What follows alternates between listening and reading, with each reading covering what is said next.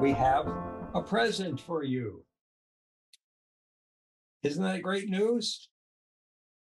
Yay. Now, it may not be the present you're thinking of. That said, we're helping you unwrap your present. Okay. How many people live in the present? Not a whole bunch. How do we know whether we are living in the present or not? Whether we're even available to be participative in it in a complete and loving way. In human lives, how many people live in ongoing dynamics of expectation or beliefs or judgments or projections or strategies, social strategies, relational strategies, or reactions to their projections from moment to moment to moment? There's like a dozen of them out there.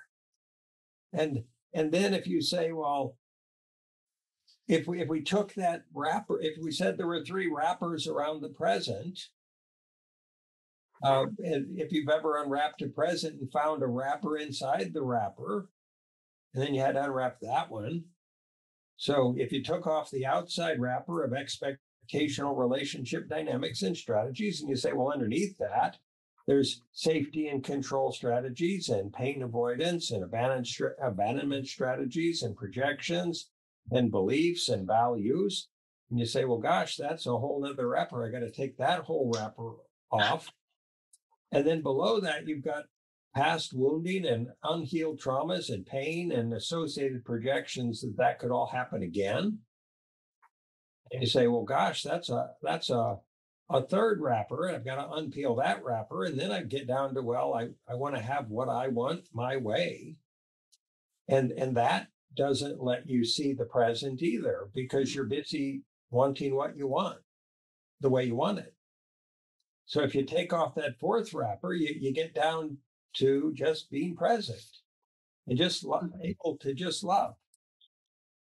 We hoped that ability to choose to subtract the layers, the wrappings, layer by layer by layer, so that you can be loving and present in the present moment, is an understandable path and process and strategy. And then you can apply the what we looked at the slide earlier here, this slide, of love, service, and joy, and live in peace and equanimity and care. And all these other dynamics that we were looking at here, does it make sense that all of these dynamics lead to exchange and transaction dynamics and distrust and trying to have everything written down in legal agreements and trying to follow ever more complex social rules and cancel culture dynamics and everyone trying to live through a self that they feel safe in, a presented social image or self-image that they can hide within so they'll be safe, just so they won't be vulnerable to being in the present?